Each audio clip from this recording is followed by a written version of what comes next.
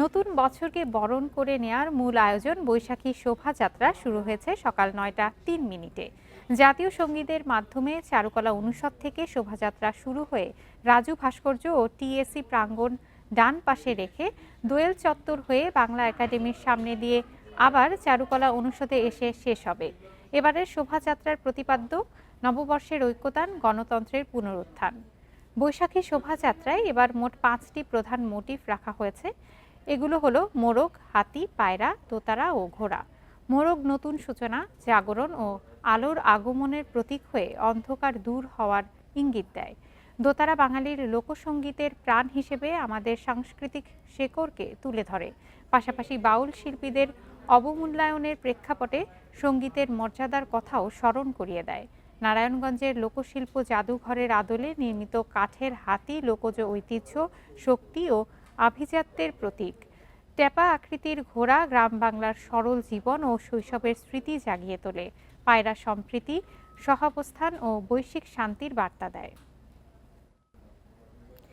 বর্ষবরণের বৈশাখী শোভাযাত্রা নিয়ে আরো জানাতে ঢাকা বিশ্ববিদ্যালয় প্রাঙ্গণ থেকে এই মুহূর্তে আমাদের সাথে যুক্ত হবেন সহকর্মী শাহরিয়ার অনির্বাণ।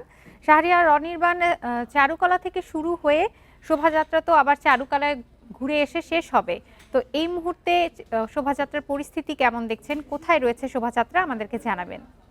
দেখুন, শোভাযাত্রাটি এই মুহূর্তে বেরিয়েছে এবং টিএসসি চত্বর হয়ে সেটি সামনের দিকে এগিয়ে যাচ্ছে। আমরা রয়েছি পুরনো যে শিশু মেলার যে জায়গাটি, সেই জায়গায় একটি আয়োজন চলছে, সেই আয়োজনের সামনে আপনাকে যদি এখন দেখে আপনি নিশ্চয়ই দেখতে পাবেন যে আমরা সাধারণত পয়লা বৈশাখের দিনই আমাদের লোকজ সংস্কৃতি যেটি রয়েছে সে লোকজ সংস্কৃতির সাথে পরিচয় হওয়ার জন্যই মূলত সকালবেলাতেই সবাই জড়ো হয়, নগরবাসী জড়ো হয়।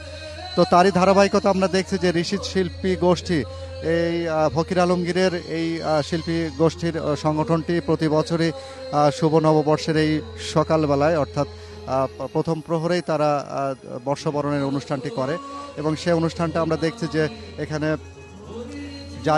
জারি সারি গান সহ পালা গানেরও আয়োজন করা হয়েছে এবং পাশাপাশি আমাদের লোকজ নৃত্যশিল্পীরা এখানে যারা রয়েছেন তারাও এখানে এসে কিছুক্ষণ পর পর তাদের পরিবেশনা করছেন।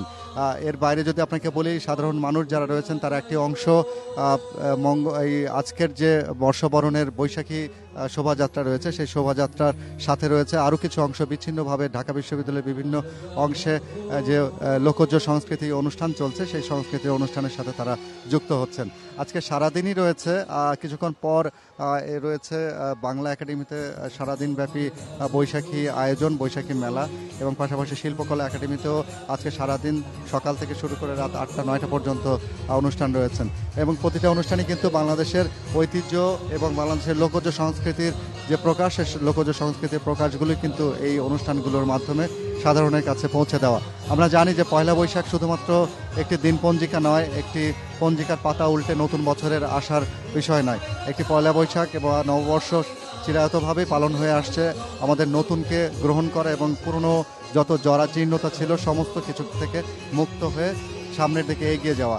এই সামনে এগিয়ে যাওয়ার শিক্ষাটাই কিন্তু প্রতি বছর এই বাংলা নববর্ষের সময় এসে আমাদেরকে দেয়া হয় এবং প্রেরণা দেয়া হয় যেন সাম্য এবং পাশাপাশি ধর্মনিরপেক্ষ অহিংসতার শিক্ষাটা যেন আমরা সবার মাঝে ছড়িয়ে দিতে পারি এবং সবাইকে যেন একত্রিতভাবে এক জাতিগোষ্ঠীর ভিতরে যেন অন্তর্ভুক্তি হয়ে আমরা যেন বাংলাদেশকে সামনের দিকে এগিয়ে নিয়ে যাই।